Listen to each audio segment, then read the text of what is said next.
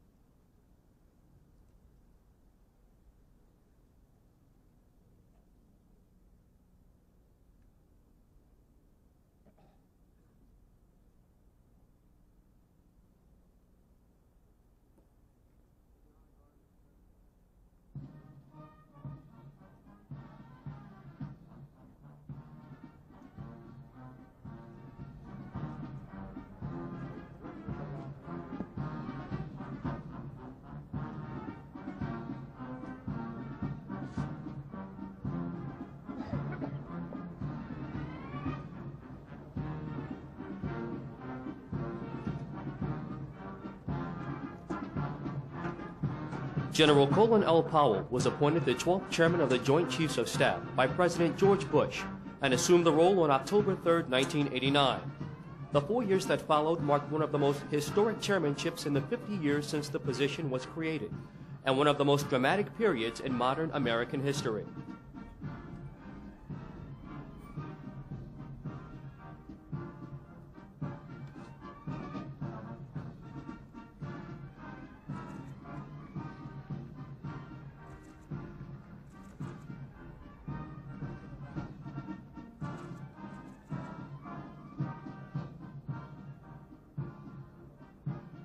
In the months following General Powell's appointment, the Berlin Wall fell, freedom poured through Eastern Europe, and the communist empire of the Soviet Union was swept away.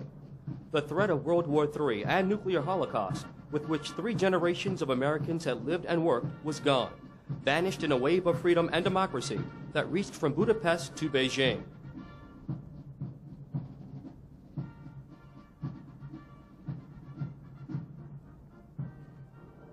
With its armed forces.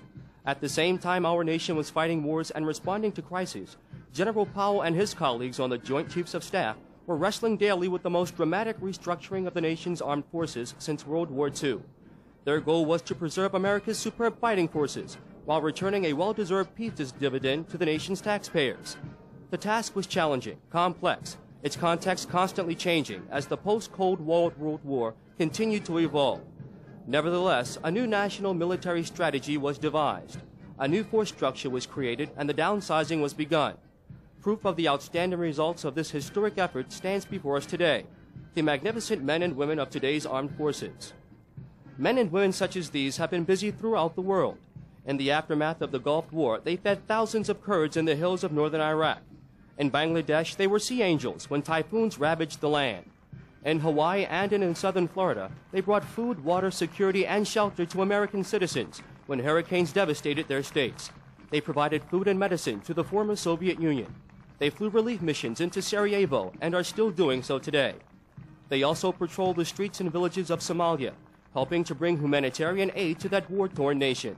And of course, they man the watchtowers of freedom from Germany to Japan, and from Panama to the Persian Gulf.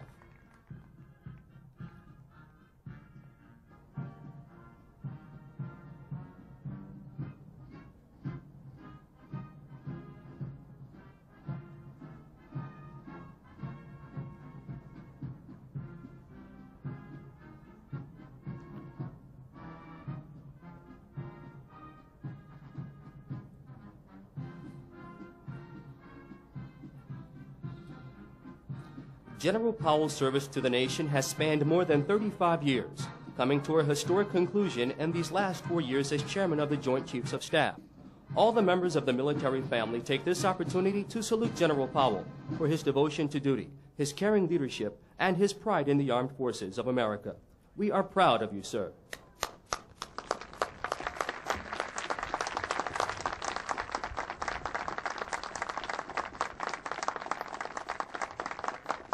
Ladies and gentlemen, please rise for the advancement of the colors and remain standing for the playing of the United States National Anthem.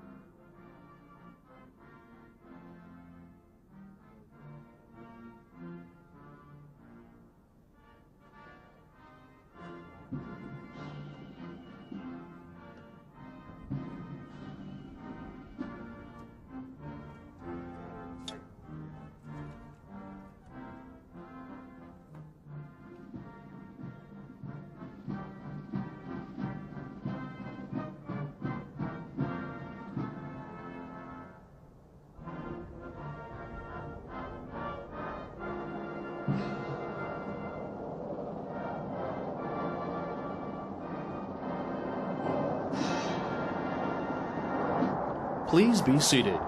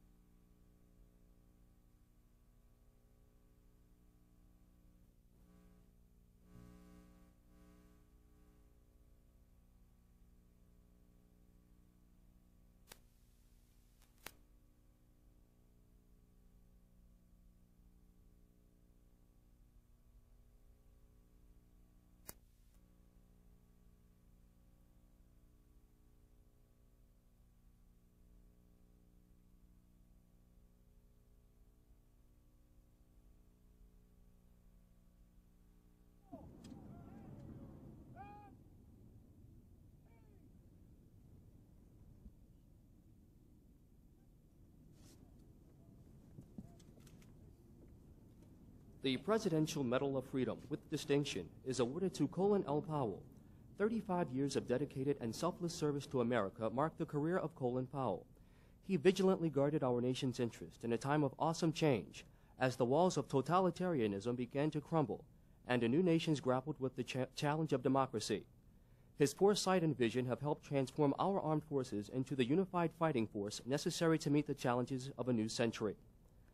In the midst of his heavy responsibilities, he found time to encourage America's young people to devote their lives to public service. The United States honors this soldier statesman, whose accomplishments have earned the respect and admiration of a grateful nation.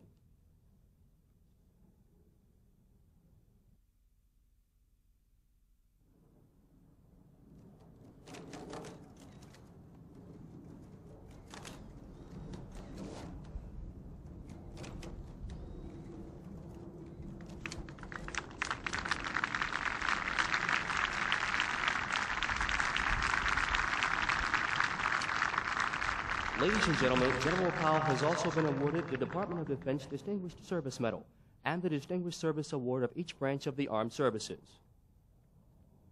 The Department of the Army Decoration for Distinguished Civilian Service is awarded to Mrs. Alma Powell. Mrs. Powell distinguished herself through her 31 years of selfless service and support of numerous public service activities, which have contributed significantly to the welfare of military personnel and their families, thereby greatly enhancing the readiness of the United States Armed Forces. She has been an effective and vocal advocate for policies and programs which have directly benefited the health, welfare, and morale of military families. For over 3 decades, she has given freely of her time and talent to such organizations as the American Red Cross and the Armed Forces Hostess Association, and as a current member of the Ronald McDonald House Board and the National Military Family Board of Advisors. Her spirit of volunteerism has extended to and contributed to the well-being of local and world communities. In addition, she is a much sought-after speaker who has devoted time as a speaker to groups in and around the capital area. Mrs. Powell's caring and unselfish service reflects great credit upon herself and the United States Army.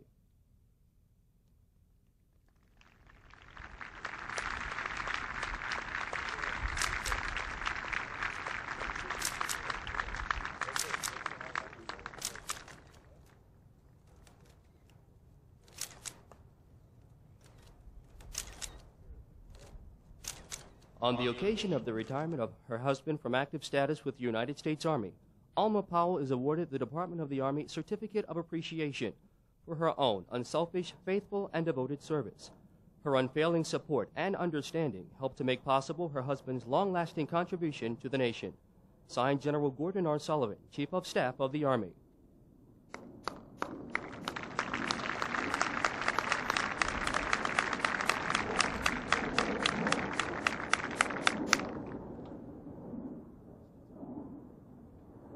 General Powell is now presenting a bouquet of flowers to his lady. At the same time, daughters Linda, Marie, and daughter-in-law Jane are also receiving flowers on behalf of General Powell.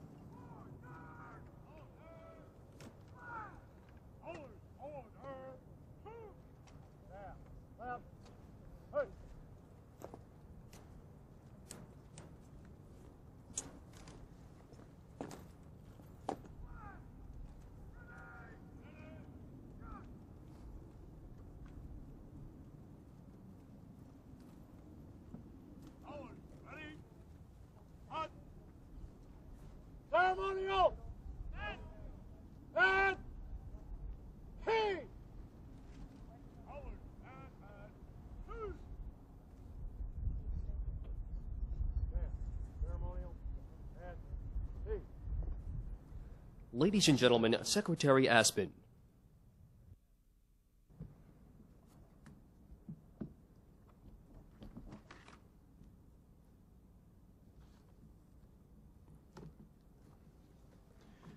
Mr. President, members of Congress, members and friends of the Powell family, and other distinguished guests, ladies and gentlemen, thank you for joining us here today to honor and to say farewell to Colin Powell. Today, General Powell, Chairman of the Joint Chiefs of Staff, planner of the great American military victory in Operation Desert Storm, former National Security Advisor to the President, will retire from the United States Army. There are so many things to be said about Colin Powell. He is the youngest chairman of the Joint Chiefs. He is the first African American on the Joint Chiefs. He is the first ROTC graduate to be chairman of the Joint Chiefs. And he's the first chairman of the Joint Chiefs to appear as a full-sized cardboard cutout on the sidewalks of Washington for tourists to have their picture taken with him.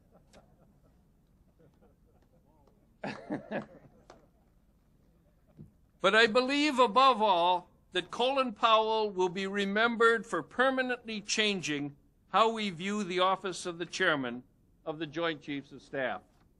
In 1986, Congress passed something called the Goldwater-Nichols Act. It strengthened the hand of the warfighting commanders. It gave the chairman of the Joint Chiefs of Staff new and bigger responsibilities. It made the chairman the principal military advisor to the civilian leadership, and it gave the chairman a joint staff commensurate with his new responsibilities. 3 years later, the law came fully into effect, and Colin was appointed the chairman. What happened was that a combination of a change in the law and the appearance on the scene of an extraordinary individual, Colin Powell, have changed forever the way we will look at and judge the chairman of the Joint Chiefs. Colin came into office with a breadth of national security experience, a depth of judgment, and a reservoir of talent that I believe are unprecedented in the aggregate. He put his enormous talents to work with the new tools offered by Goldwater-Nichols.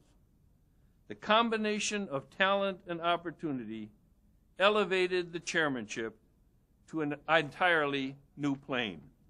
The job of the chairman will never be the same.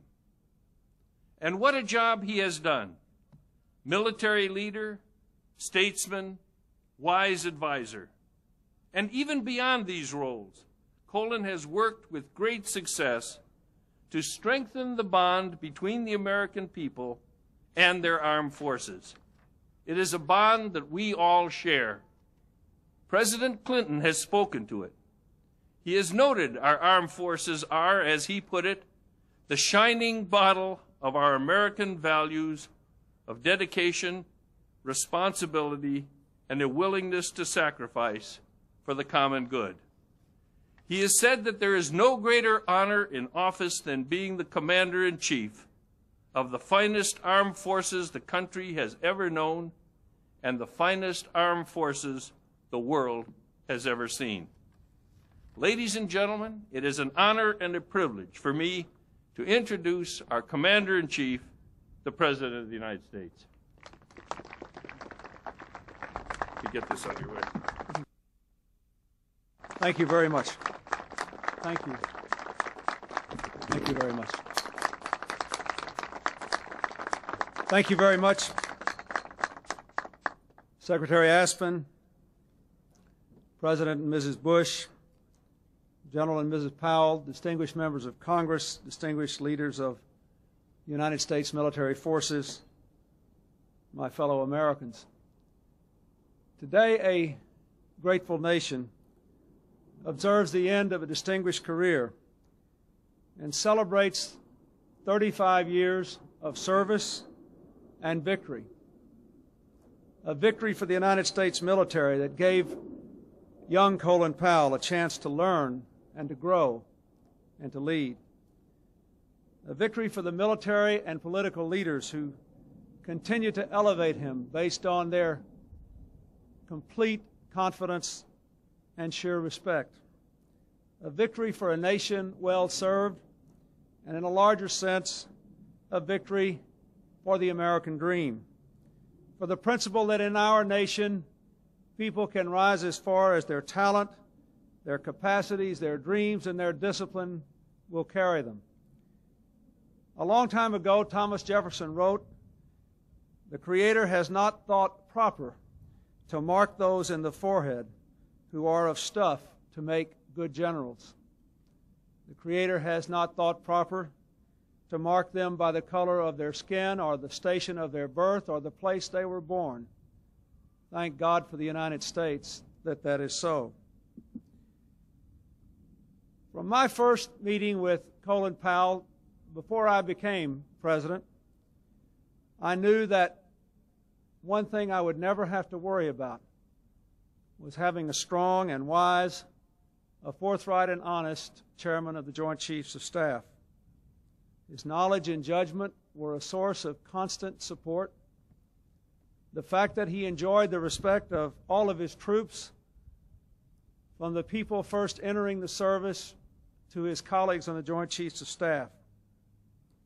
His remarkable balance of prudence and courage and his unfailing sense of humor have been there through the difficult times of now 2 presidencies.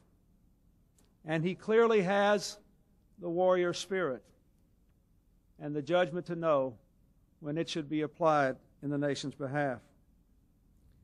General Powell has been a rock of stability in our nation's military during a time of profound change.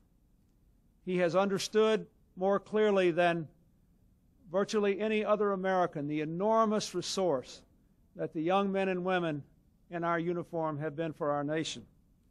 He has been determined to give them the security that knowledge and skills and capacity bring, so that together they could take the changes that we have seen in the last few years. As the Secretary has noted, he was the first chairman to begin his tenure under the Goldwater-Nichols Act, and he has clearly set a standard by which all future chairs of the Joint Chiefs of Staff will be judged. During his term, the Cold War ended. We began to grapple with the consequences of that, mostly good and some bad. We have seen world-changing events force us to re-examine our missions, our force structures, and our commands. We have also seen a leader in Colin Powell who has not only responded to those great challenges, but one who could be trusted to feel in his heart the awesome responsibility for the lives and livelihood, for the present and future of every man and woman who wore the uniform of the United States of America. So today, General Powell, I speak for all of them who thank you for guiding and protecting their lives, even as you advance the cause of freedom around the world. I speak for their families who entrusted you with their sons and daughters. I speak for the young children who sent their mothers and fathers under your command in the Gulf, in Somalia, and elsewhere. For all them, I say you did well by them, as you did well by America. We take great pride in what you have done for your country. You have exemplified the military ethic in serving, in whatever mission, and in getting the job done. When we marched around the field today, I was glad to hear the long litany of Colin Powell's career, to remind us that in the spotlight and far away from the spotlight, as a young soldier and a not-so-young soldier, he was always first and foremost a good soldier, a role model for those in our military, and now a role model for all young Americans, someone we can appreciate for having done a job day in and day out, year in and year out, with ferocious dedication. In recognition of your legacy and service, of your courage and accomplishment, today, General Powell, I was honored to present you with the Presidential Medal of Freedom with distinction. I want to tell all those here in attendance that this was the second Medal of Freedom you have received, the first from President Bush in 1991, and today you became only the second American citizen in the history of the Republic to be the recipient of 2 Medals of Freedom.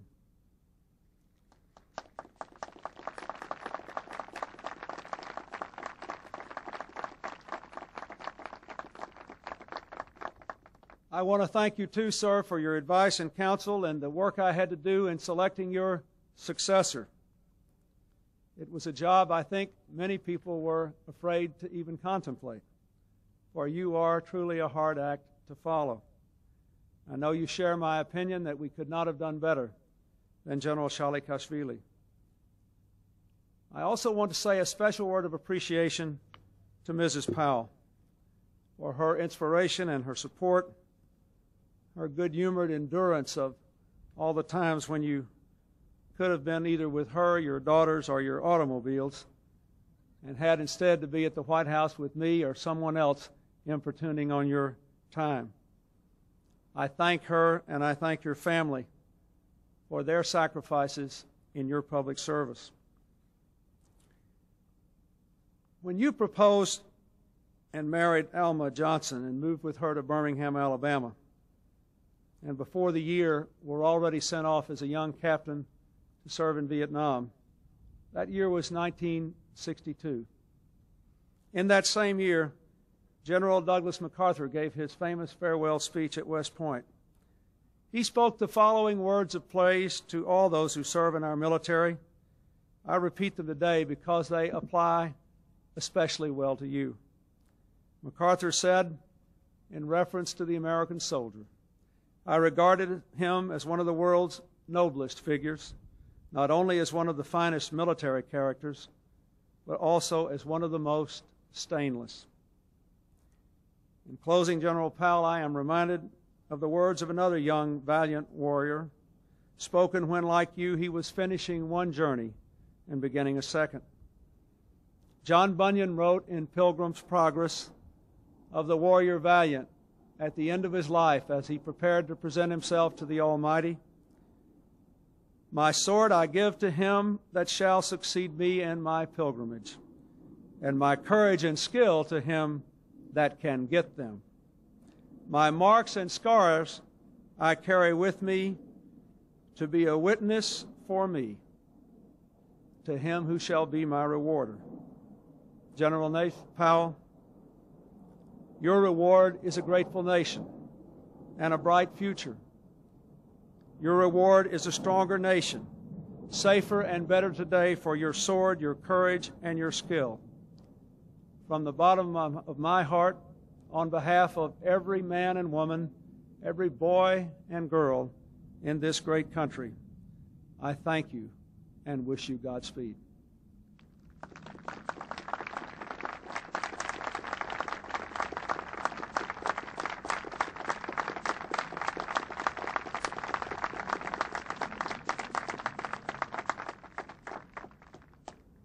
Ladies and gentlemen, General Powell. President and Mrs. Clinton, Vice President and Mrs. Gore, President and Mrs. Bush, Vice President and Mrs. Quayle, Justices of the Supreme Court, Secretary Aspen and members of the Cabinet, Service Secretaries, members of the Diplomatic Corps, my fellow Chiefs of Defense who have traveled from afar to be here, my dear friend Field Marshal Vincent, the Chairman of the Military Committee of NATO, my fellow members of the JCS, and the Commanders-in-Chief of the Armed Forces of the United States who are here today, distinguished guests, members of my beloved family, friends old and new, but all treasured, men and women of the Armed Forces of the United States represented so magnificently by the Joint Forces Honor Guard before you. I express my sincere thanks to each and every one of you for being here to share my final day in uniform. The Army has officially advised me that for record purposes I have served 35 years, 3 months, 21 days, and as we say in the infantry, a wake-up. I loved every single day of it, and it's hard to leave. It is made easier by your presence. Mr. President, Secretary Aspen, I thank you for your very, very kind words and your presence here today, as well as the great honor you do to me, Mr. President, by awarding me the Medal of Freedom with distinction. I also thank you both and Vice President Gore for the support and the openness that you have shown to me and to my colleagues in the Joint Chiefs of Staff over the past 8 months. During those 8 months, we've dealt with some very, very difficult issues. But, Mr. President, as you once said to me, if the issues were easy, if the problems were so quick to receive a solution, they would have been solved earlier by somebody else. Mr. President, you and Secretary Aspen have pledged yourselves to keeping our armed forces strong and of the highest quality. I can't tell you how much that means to each and every one of us in uniform to know that we have that kind of support, that kind of dedication, that kind of commitment from our Commander-in-Chief. On behalf of all of the members of the Armed Forces of the United States, I thank you for that pledge.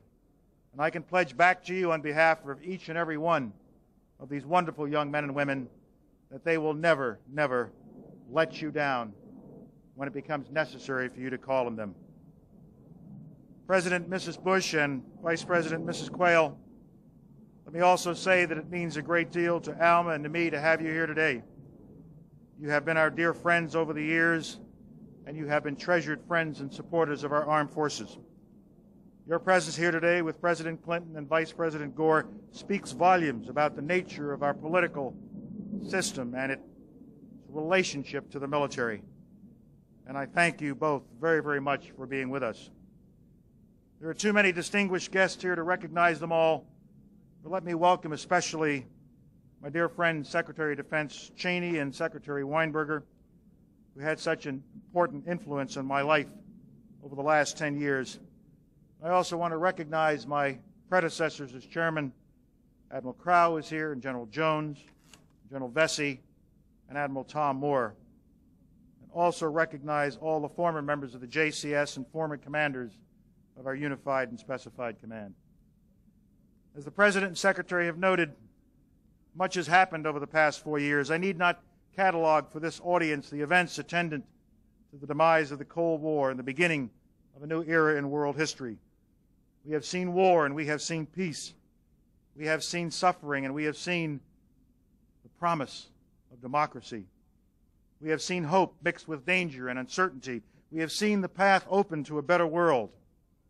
Under you, Mr. President, America will lead the way to that better world. The aspiring nations of the world trust the United States. They need the United States. They need our political leadership. They need our economic strength. They need our value system as a model to learn from. They need our military strength, and they need our military commitment to help keep order and to help prevent aggression. America's armed forces will have a busy future, busier than in the predictable garrison days of the Cold War. As we sit here on this gorgeous fall afternoon at this historic post, elsewhere, American aviators are patrolling over the Persian Gulf. American infantrymen are in danger in Mogadishu, dealing with the difficult challenge, kind of challenge that is perhaps very, very typical of what we will be seeing more of in the future. Americans are flying desperately needed supplies into Bosnia. Other GIs are preparing for the possibility, the hopeful possibility of implementing a peace agreement in Bosnia. Our Navy patrols the Adriatic Sea and the Red Sea and the Persian Gulf. Our Marines provide a reassuring presence in troubled regions of the world. The Army stands watch in Korea and Europe. Our Coast Guard goes after the drug enemy infiltrating our country. And at the heart of each of these services is the young American boy or girl, perhaps only 19 years old, a volunteer, well-trained, proud, selflessly serving a nation wherever that nation and whenever that nation calls upon it to go and to serve. They carry on a tradition of over 200 years of service and sacrifice. They go into harm's way to protect us and to provide for the common defense. They are the best and the very brightest of America's youth. And the greatest of all honors I have had was the honor of being one of them and of being their senior representative over the past 4 years. They have succeeded in every mission, and by their performance have bonded once again with the American people in a way we have not seen for decades. I thank each and every one of them for their service to country. For me, today is a day of memories and a day of thanks. And for the last several days, memories have been flooding in, and I've been having difficulty sorting them all out. Some are very, very vivid. Some are vague. They aren't entirely coherent to me, except perhaps to the deepest recesses of my mind's eye. The memories come to me in so many different ways. I remember vividly the day that my father, many, many years ago, for the first time, put me on a bus in New York City and saw me off to Fort Bragg, North Carolina, my first military experience. I remember fondly my ROTC days at CCNY. I remember cold nights in Korea and Germany with a sergeant coming along to offer me a hot cup of coffee. I remember miserably hot and terrifying days in Vietnam. I remember the warmth and pleasance of family reunions between assignments or coming home from overseas. I remember meeting Alma for the first time. I remember the memory of the birth of each of our 3 wonderful, perfect children and the birth of a treasured grandson.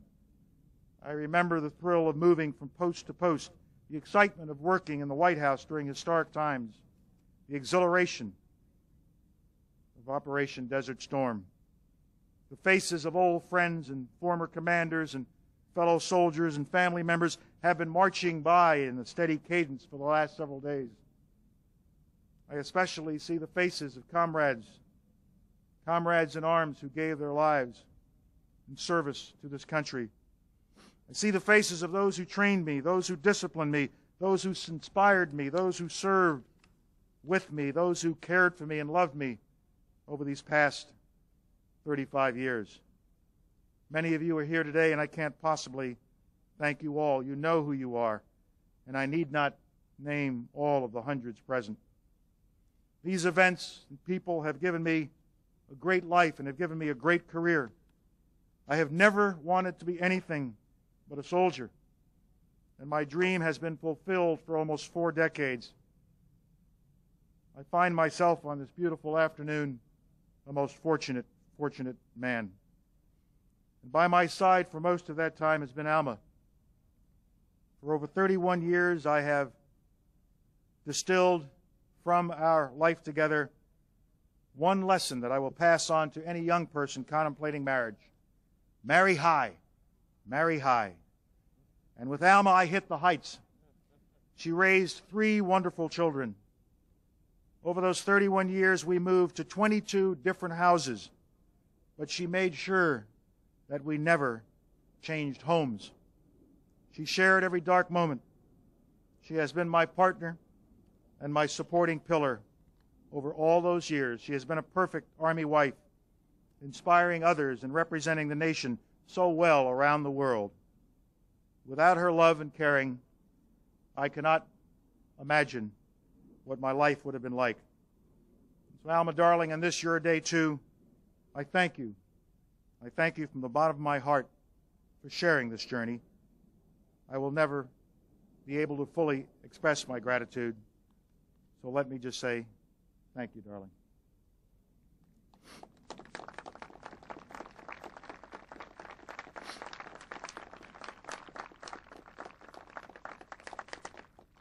For the 3 Powell kids, and for the last 5 years joined by a wonderful daughter-in-law, let me just say that you have brought me incredible joy and pride, and I thank you so much. You are all hereby relieved of further duty as the General's kids.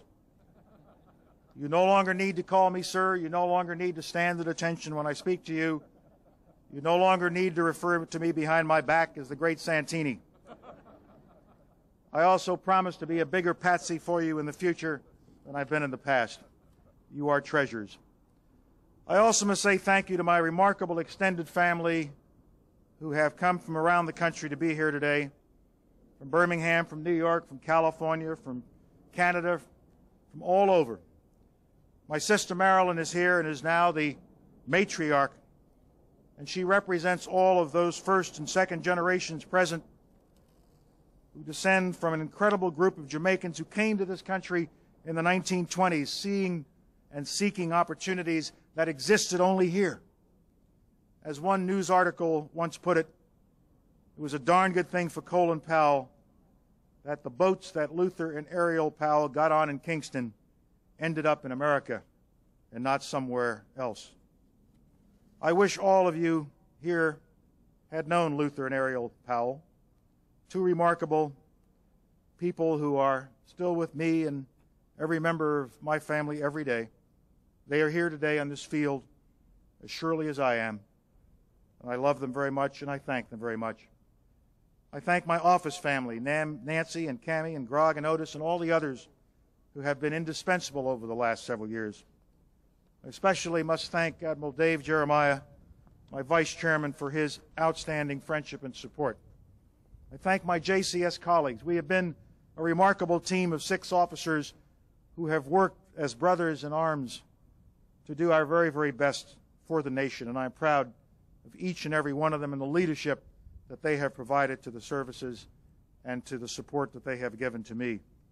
I thank the brilliant Joint Staff, and I thank all of my friends who are here today from Kelly Street, from my White House fellow days, from CCNY, from Germany.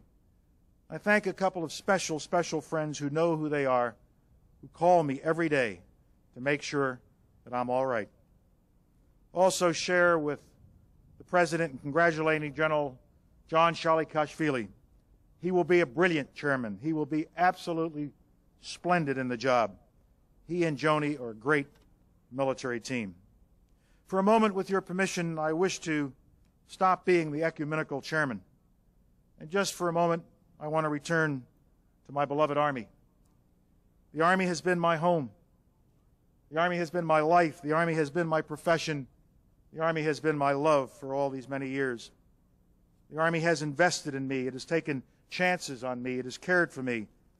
When my career over the years took rather bizarre political turns that should have been fatal, great Army leaders such as General John Wickham and General Carl Vono always let me know that I could come home, that I had a place to go to in the Army. I am where I am today because the Army takes care of its own. I was allowed to rise based on performance. The Army took in a young black kid from ROTC in the South Bronx and brought him to this point.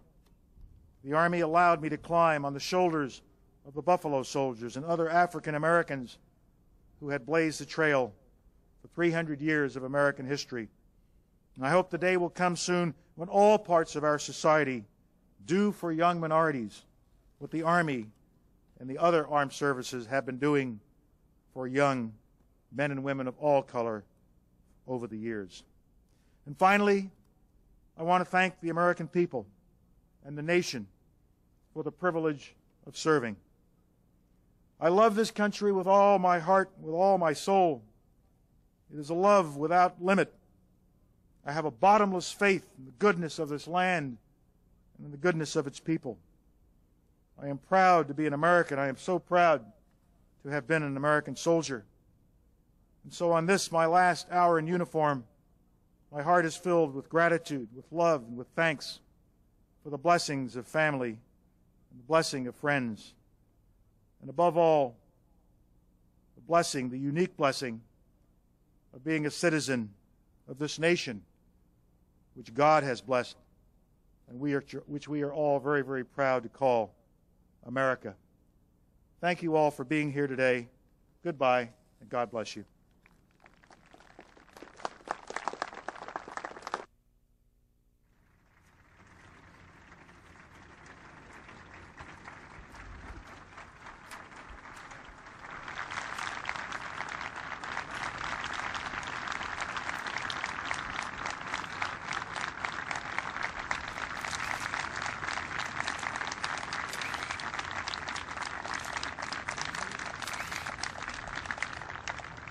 Ladies and gentlemen, General Sullivan. Headquarters, Department of the Army, Washington, D.C., 30 September 1993. The following General Officer of the United States Army is hereby retired: General Colin L. Powell.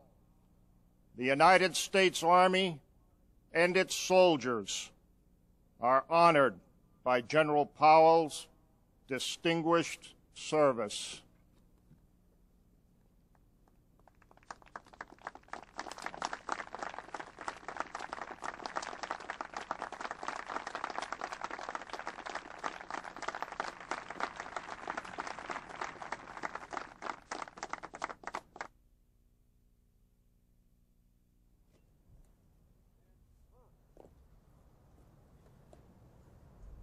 Honor! Guard! Up, head! Come!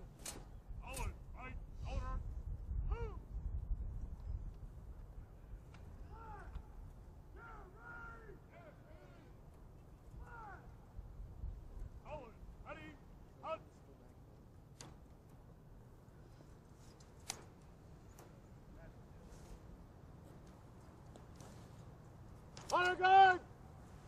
Pass! In review! Right! Hey!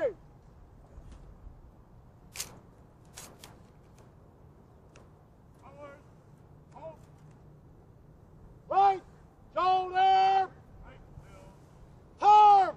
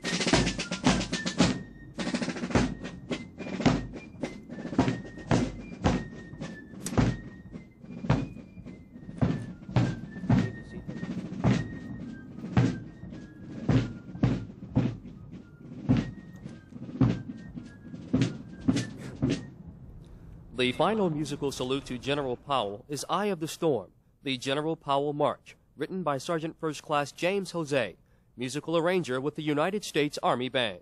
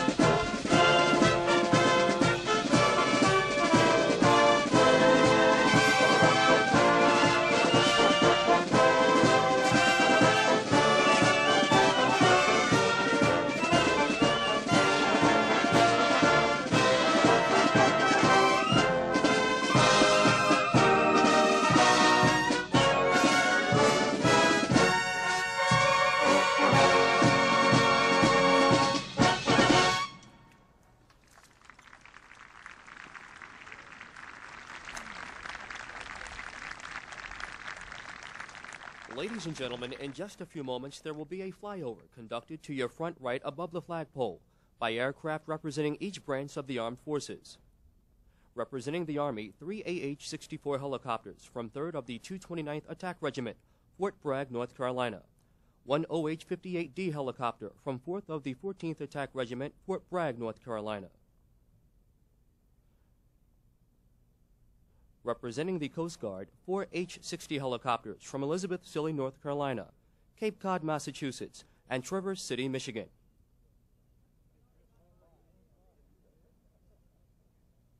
Representing the Air Force, 4 F-16s from 347th Fighter Wing, Moody Air Force Base, Georgia. Representing the Navy, 4 F-14s from Squadrons 142 and 143, Oceana Naval Air Station, Virginia. And representing the Marines, 4 F-18s from the 49th Marine Air Group, Detachment A, Andrews Air Force Base. Accompanying the flyover, the United States Army Band will sound and perform the official songs of the branches of the United States Armed Forces.